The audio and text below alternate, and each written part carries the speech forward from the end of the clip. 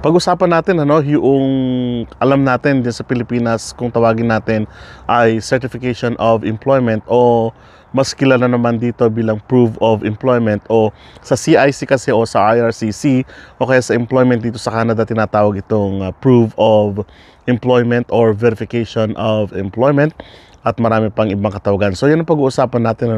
Ito yung concern ng isang kabayan natin mula sa Middle East na kung kailangan ba ng proof of employment pag nag-apply dito sa Canada. So yan ang ating pag-iisipang mabuti kung kailangan pa rin ba. Obviously, kailangan ito pero ano ba yung kahalagahan nito sa pag-apply mo at ano yung kumbaga maibibigay nito sa iyong application pagdating ng panahon. So ang pag-uusap po natin ay mula sa Indeed for Employers ng Indeed.com.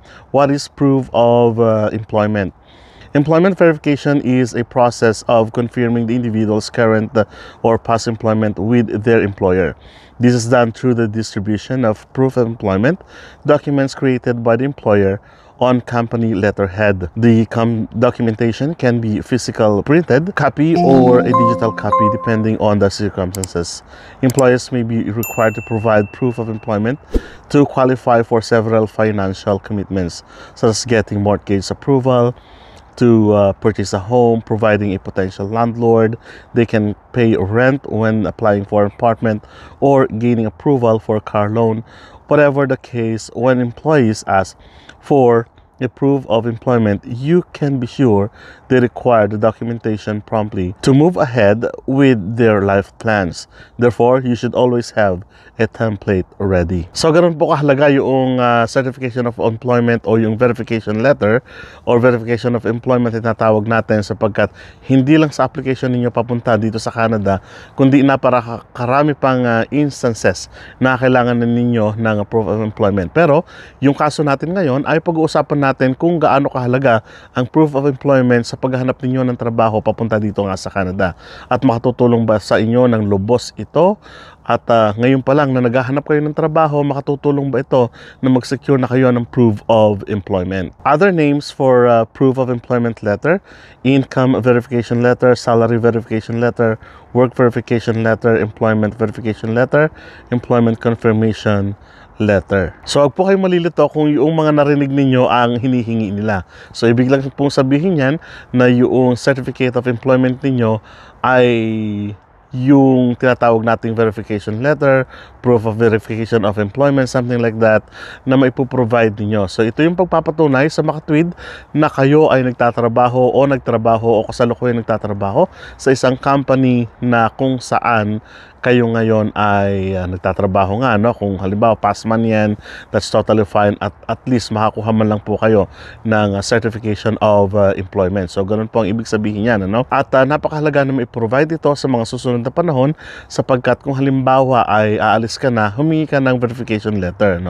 Kung halimbawa naman may plano kang tumakbo ng karir mo, ibig sabihin for about 1-2 years at hindi ka sure sa mga susunod na panahon, pwede siguro na mag-secure ka na ng verification letter mo or confirmation of employment mo o yung tinatawag natin certification of employment mo para na sa ganun sa mga susunod na panahon, hindi ka na problema, You just have to photocopy it. So there are types of proof of employment.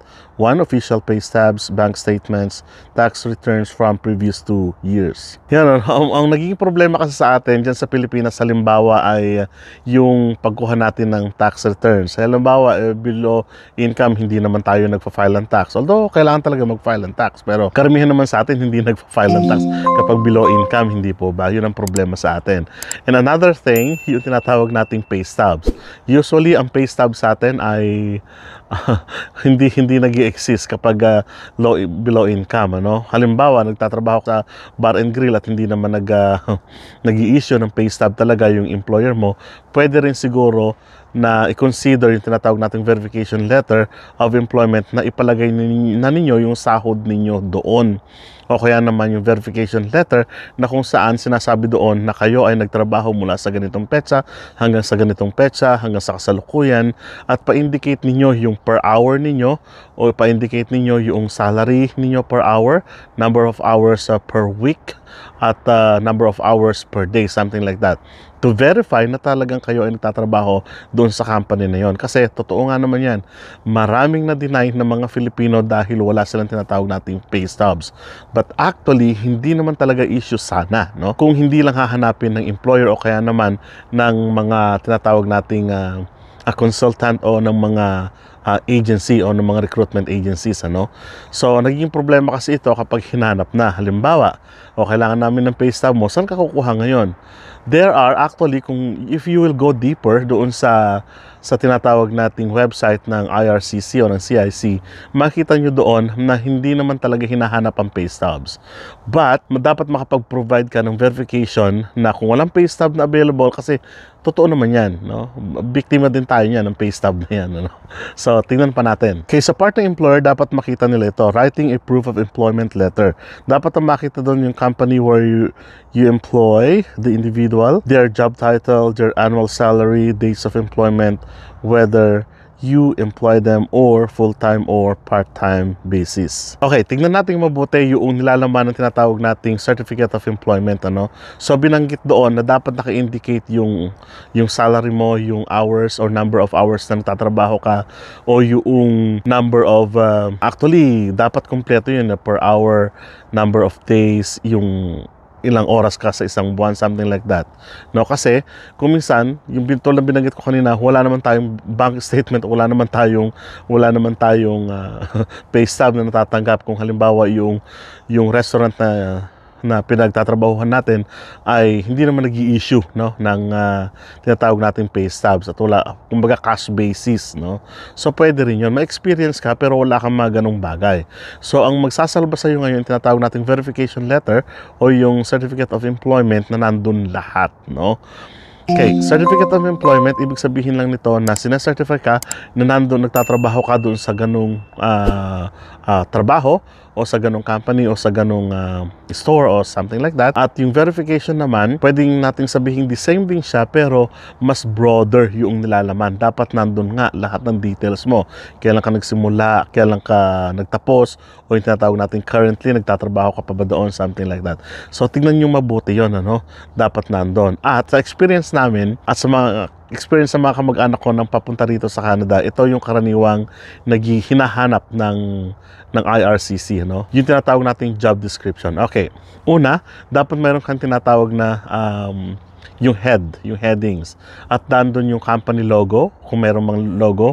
Dapat nandun yung pangalan ng establishments, kung sino may-ari, contact number, address, something like that. Dapat yung letterhead nandun. Dapat makikita rin doon, una, yung tinatawag nating pangalan mo, na ikaw nga ay nagtatrabaho, kailan ka nagsimula, kailan ka nagtapos, kailan ka magtatapos, o kung kasalukuyan ka nagtatrabaho, no? Number of years, number of months na nagtatrabaho, something like that. Yung salary mo, number of hours, ilang oras ka sa isang linggo, dapat nakalagay din doon kung full-time ka or part-time na dapat makita nila kasi mahalaga yon. And dapat mayroon kang pangalan at the bottom o kaya naman dapat may conformed o in-agree ng employer mo yung letter na yon. Okay, kompletong detalye. Now, ang hindi alam na nakararami yung tinatawag nating job description, no? Ilagay ninyo o ipalagay ninyo yung job description kung ano yung mga ginagawa ninyo doon sa certification of employment o sa verification. Maraming beses na experience ko na hinanapan kami ng tinatawag nating job description. Nung nag-apply ako ng work permit, na-deny po, hindi naman sa deny, kundi ibinalik yung paper namin kasi hinahanap po yung job description naming mag-asawa. So, ano ang nangyari? So, na-delay kami ng 3 araw. So, pagka-delay namin, syempre ginawa namin, dapat nandun, naka-indicate yung job description kung anong ginagawa mo doon sa trabaho na yon. Dapat naka-indicate po yon. Napakahalaga po nito. Ulitin ko po, napakahalaga. Ilagay po ninyo yung job description doon sa inyong Certificate of Employment or Verification Letter of Employment. Kasi po, doon babase kung talagang na-meet ninyo yung requirements ng employer at ng Canada in terms of employment, no? Magva-vary po yan, iba-iba po yan, depende po sa trabaho ninyo. Pero I'm saying na i-indicate po ninyo. Hindi lang po ako nakaranas dyan, kami mag-asawa, kundi yung mga kamag-anak namin na papunta rito dito sa Canada ay bumalik yung kanilang letter because of the job description. Isang parte lang po yun ng application ninyo, pero madidelay po kayo kung wala po yung job description. Napakahalaga po yan, no? So, tingnan nyo pong mabuti yun. Maaring hanapin po ng employer ninyo yun, o ng consultancy, o ng tinatawag nating recruitment agency, o kaya po, lalong-lalo na ng IRCC o ng CIC, no? So, tingnan nyo pong mabuti yun. And then, pagkatapos po nun, na ma-verify ninyo na meron kayong job descriptions, dapat po i-double check po ninyo lahat ng details ninyo, no? Kung halimbawa, wala po kayong tinatawag na pay stub, magpagawa po kayo ng service record ninyo. Usually naman po may record yung mga employer ninyo na pinagtatrabahuhan ngayon. Magpagawa po kayo ng service record ninyo na pagpapatunay na kayo po ay nagtrabaho sa kanila. Yung service record, although ini-issue po ito sa government, pero pwede po kayong magpagawa siguro sa kanila para kung baga to prove na kayo ay nagtrabaho sa kanila doon sa negosyo na yon o sa company na yon, ano. So, yun po ang kahalagahan ng tinatawag nating Certificate of Employment. Pwede ka bang ma-deny because of this? Not really, pero pwede kang ma-delay. Yun po ang katotohanan dyan. Nasubukan ko na po kasi yan. Nasubukan na rin ng mga kamag-anak ko, ng mga kapatid ko, na magkaroon ng problema because of the job description sa Certificate of Employment. At yung tanong po ni Kuya kung kailangan pa ba? Yes, kailangan po yan. Hahanapin po yan sa inyo, either ng employer, ng consultancy, recruitment agency, o kaya naman ng IRCC o ng CIC mismo. Yun lang po ang sagot natin yan. So, be prepared, no? So, ano ba ang mainam? Bago ako umalis o pagkaalis ko? Nasa sa inyo na po yan, no? Pero ang mahalaga, dapat bago kayo umalis, meron po kayong Certificate of Employment, at pagkaalis po ninyo, dapat meron po kayong Certificate of Employment para hindi po masayang yung panahon ninyo. Mag-secure na po kayo ngayon pa lamang, no? Kung talagang balak ninyo mag-apply for Canada. Wala naman po masasayang kasi magiging file po ninyo yan sa inyong application, no? So again, please subscribe dito po sa ating channel, ang Rod's Channel, at paki-share na rin po, paki-like yung ating mga videos para sa ganun ay lumaki-laki naman po yung ating algorithm, ano? Magpapasalamat po ako ng malaki sa inyo sapagkat patuloy po yung pagsuporta nyo dito sa Rod's Channel. Maraming salamat at kita-kita po tayo sa mga susunod na vlog. Hanggang sa muli.